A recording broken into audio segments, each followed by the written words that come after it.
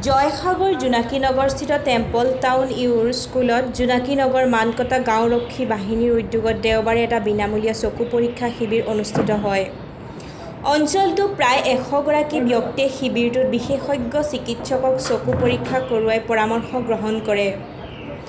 জোনাকীনগৰ মানকটা গাঁওৰক্ষী বাহিনীয়ে পূৰ্বেও এনেধৰণৰ সমাজ কল্যাণমূলক কৰ্মৰ জৰিয়তে মানৱ সেৱা অব্যাহত ৰাখিছে।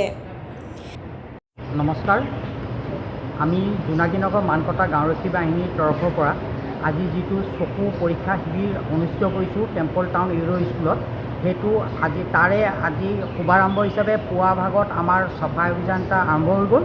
দ্বিতীয়তে এতিয়া আমাৰ চকু পৰীক্ষা শিবিৰো আৰম্ভ হৈ গৈছে। বিশেষকৈ আমাৰ যিসকল ৰোগী আহিছে তেখেতলোকে পৰ্যায়ক্ৰমে পৰীক্ষা কৰি আছে আৰু পৰীক্ষা কৰি গৈ আছে। আৰু আমাৰ ইয়াত যিসকল আমি বিশিষ্ট অতিথি নিমন্ত্ৰিত কৰিছিলোঁ তেখেতলোকো আহিলে। তেখেতলোকৰ যি বক্তব্য, যি উৎসাহ আমাৰ প্ৰতি দেখালে, আমি চিৰকৃতজ্ঞ।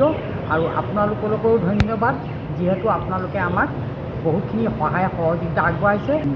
এতিয়ালৈকে আমাৰ কমেও 40-50 জনৰ ওপৰত হৈ গ'ল আৰু পৰ্যায়ক্ৰমে আহিয়ে আছে তাৰমানে মানুহ। আৰু প্ৰতিকূল বতৰৰ বাবেহে আজি পলম হৈছে অলপ, নহ'লে আজি বহুতেই আমাৰ অসুবিধা হ'লহেঁতেন। হয়তো আমাৰ মানুহখিনিক মানে পৰীক্ষাৰ কাৰণে সুবিধা কৰি দিয়াৰ কাৰণে বহুতেই অসুবিধা হ'লহেঁতেন। ইমানেই মানুহৰ আমি সমাদৰ পাইছিলোঁ। গতিকে সেইটো হিচাপত আমাৰ গাঁওৰক্ষী বাহিনীৰ যিসকল সদস্যসকল আছে তেখেতলোকলৈও মোৰ বহুত ধন্যবাদ, যিহেতু তেখেতে আমাক বহুত সহায় কৰিছে।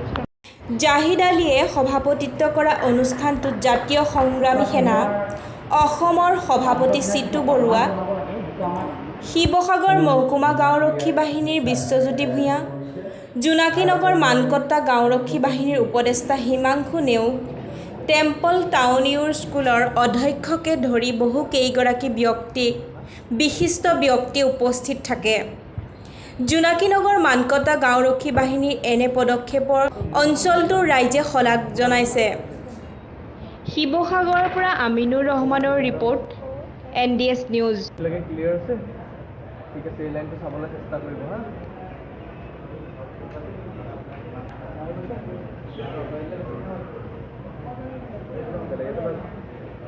বেছি